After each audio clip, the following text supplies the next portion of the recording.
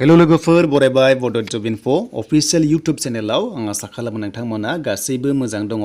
दिनै सानदे बेनिखायनो नोंथांमोननो special finance डिपार्टमेन्टनि बागै भिडिअ लाबोदों। बेनो जाबाय स्किमनि बागै। दा जोंनियावथ' गोबां स्किम सोलिगासिनो दङ, खायसे मोनदों खायसे मोनाखै। दा बेखौनो कभार खालामनानै नोंथांमोननि थाखाय स्पेशल भिडिअ खालामबाय। आरो बे स्किमाव सोरबादि मानसिया मोननांगौ आरो मोननाङा बेनि सायावबो जोङो डिसकास खालामगोन। दा बेखायनो बड जब इनफो अफिशियेल इउट्यूब चेनेलाव नोंथांमोना दासिमबो साबस्क्राइब खालामाखैबा खालामनानै ला। बेफोरबादि माखासे स्किम सफैयोब्ला नोंथांमोना आपडेटखौ मोनबाय थागोन, जेरै पिएम किसान, अरुणोदय आरो गोबां रोखोमनि जेरै माइक्र' फाइनेन्सआनो जा बा नोंथांमोननि बान्दोनानो जा एबा नोंथांमोननि माखासे गोबां बिथिंनि सायाव स्किमनि बागै नोंथांमोनाहाय आपडेटखौ लाबोबाय थागोन जेब्ला गोदान एप्लाइ जायो बा फर्म साबमिट जायो। दा बिनि सायाव जोङो डिसकास खालामगोन फाइनेन्स डिपार्टमेन्ट अरुणोदय स्किम। दा बेयाव दायो प्रेजेन्ट राङा हाबगासिनो दङ 1000 पार मान्थ। दा बेखौ बारायनानै गभर्नमेन्टआ सोसिगोन जेब्ला अक्ट'बर जायो। अक्ट'बर जानाय लोगो लोगो नोंथांमोनावहाय 1250 रां सोसिगोन। बे 250 जाबाय कारेन्ट बिलनि थाखाय बारायनानै दानिया 1250 नोंथांमोननि एकाउन्टावहाय रांखौ सोनाय जासिगोन। दा गोदान एप्लाइ माब्ला जागोन बेनि सायाव गोबां सोंगासिनो दङ आरो गभर्नमेन्टआ खोथा होखादोंमोन जे लोगोफोर बेनो जाबाय अक्ट'बरनि सिगां गोदान एप्लाइ जागोन। दा बावैनो 15 आगस्ट जोबनाय लोगो लोगो बिनिफ्राय नोंथांमोननिया भेरिफाइ जायै जानानै जेब्ला अक्ट'बर जायो नोंथांमोननि एकाउन्टावहाय 1250 रांखौ सोनाय जासिगोन। आरो बे स्किमा लन्च जादोंमोन 2020आव जेब्ला सिएमआ सर्बानन्द सन'वालमोन। बै समावहाय आसामनि थाखाय बेखौहाय लन्च खालामदोंमोन आरो डिसेम्बर जानाय लोगो लोगोनो रांखौ सोनाय जादोंमोन लोगोफोर नोंथांमोननि एकाउन्टाव। गासै 19 लाख बेनिफिसियारिसफोरनो सोनाय जादोंमोन, नाथाय गभर्नमेन्टआ खोथा होदों 26 लाखनो होगोन होननानै। बेखायनो 6 लाख गोदान एप्लाइ खालामनो हानायनि अपसनखौ नोंथांमोना बे अक्ट'बरनि सिगां मोनगोन आरो अक्ट'बर जानाय लोगो लोगोनो नोंथांमोननि एकाउन्टावहाय 1250 रांखौहाय सोनाय जागोन होननानै गभर्नमेन्टआ खोथा होदों जेब्ला। दा बेयाव सोरबादिया मोननांगौ आरो मोननाङा बेनि सायाव गोबां कमेन्ट्स खालामदों। खायसे मोननांगौ एबा मोननाङा बेबायदि जादों आरो खायसे एप्लाइ खालामनानैबो राङा हाबाखै। बेफोरनि सायावनो बेयाव डिसकास खालामगोन। दा नोंथांमोना बेखायनो भिडिअखौ जोबजासिम नाय, अब्लासो नोंथांमोना बुजिगोन। दानिया फैदो बेयाव सोरबादि सुबुङा मोननांगौ बांसिन चान्स दङ बे नोंथांमोननि स्किमनि बागै। नाथाय लोगोफोर आं गिबियावनो खिथाखागोन बे जाबाय अनलि हिन्जावफोराल' मोननाय जायो। बैसोआ 18 इयार्स जाथारनांगोन। बेनिफ्राय जेसेबां दं नोङो मोनलांबाय थागोन। गाहायसिन बैसोआ नोंथांमोना 18 इयार्स।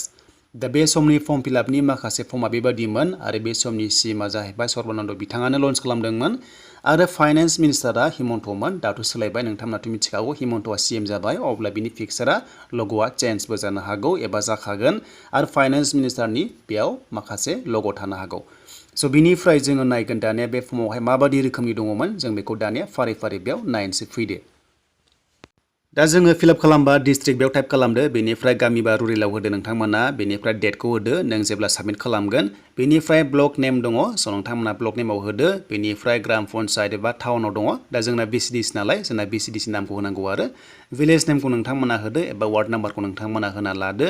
लकेलिटि टाउनखौ होना लादो बेयाव। बेनिफ्राय एप्लिकेन्ट फार्स्ट नेम दङ।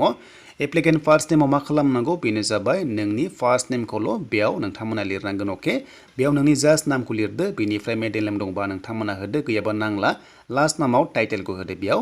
बेनिफ्राय दानिया जोंहा मा खालामनांगौ नेक्स्टआव जेन्डार सेलेक्ट खालामदो। नोंथांमोना बेयाव जेन्डारखौ सेलेक्ट खालामनानै बैसोआ बेसेबां जाखो बे डेटखौ लानानै बेखौ बेयाव नोंथांमोना फिल खालामनांगोन। जेरै 01/04/2020 सिम लानानै बेसेबां दङमोन, दा 2022आ जासिगोन आरो बेयाव गोदोनिमोन नालाय बे फर्मा। बेनिफ्राय हाउस नाम्बार भटार कार्डआव थायो, बेनिफ्राय लकेलिटिखौ होदो, बेनिफ्राय पुलिस स्टेसन होदो, बेनिफ्राय स्ट्रिटखौ बेयाव नोंथांमोना होदो, बेनिफ्राय पिन कड बेयाव टाइप खालामदो नोंनि डिस्ट्रिक्टनिखौहाय एबा पस्ट अफिसनिखौहाय। बेनिफ्राय कन्टेक्ट नाम्बारखौ नोङो होना लादो जाहाथे नोंखौहाय गोनां जायोब्ला कन्टेक्ट खालामनो हायो। स' बेनिफ्राय फेमिलि डिटेल्सआव फैनांगोन। बेयाव सिरियाल नाम्बारखौ नोंथांमोना 1 2 3 लांदो, नाम होदो, बैसोखौ होदो बेवहाय। बेनिफ्राय जेन्डारखौ होदो, बेनिफ्राय रिलेसन बियो नोंथांनि मा जायो बिफा बिमा फिसाला फिसाजो जि दं होजोबदो। बेनिफ्राय दानिया बे राइट साइडआव नाय बेसे इम्परटेन्ट बे स्किमनि बागै प्रायरिटि। दा बे प्रायरिटि स्टेटास नोंथांमोना मा दङ मा गैया बेयाव होनांगोन। डि मानि मा, एस मानि मा, डाब्लिउ मानि मा, DUI मानि मा, बेखौ जों गाहायाव कड नाम्बारजों लोगोसे नामखौ मोनगोन। आरो जायफ्रा बेफोरनि आन्दाराव गोलैयो बांसिन बेयावहाय मोननांगौ बे स्किमनि रांखौ। दा बिदिब्ला नायदो डि मानि मा, डि मानि डाइभर्स, बेनिफ्राय एस माने सेपारेट, बेनिफ्राय डाब्लिउ मानि उइद', बेनिफ्राय DUI माने दिव्यांग। दा बेफोराव जायफ्रा गोलैयो बांसिन बे रांखौ मोननांगौ बेखौहाय दाननो हाया। जायफ्रा बेनिफिसियारि बेखौहाय दाननो हाया।